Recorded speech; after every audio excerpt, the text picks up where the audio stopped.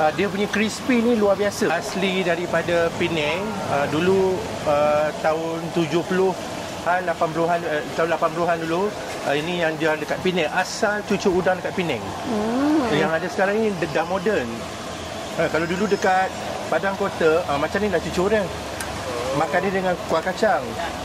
Yang mengajar ni tok saya. Tok saya meninggal tu, masa tu saya umur 18 tahun. Dia dah umur 99 tahun. Dia ada kuah kacang dengan kuah sambal dengan kuah cuka. Dia ada 3 jenis. Tapi yang asli punya memang dengan kuah kacang. Masak, kita guna air batu. Nenek kata kena goreng dalam keadaan sejuk. Cara macam mana pun buatlah sejuk dia dekat itu.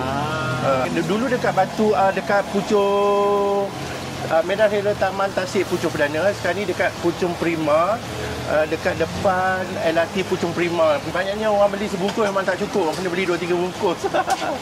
Kalau duduk depan TV ni, layan.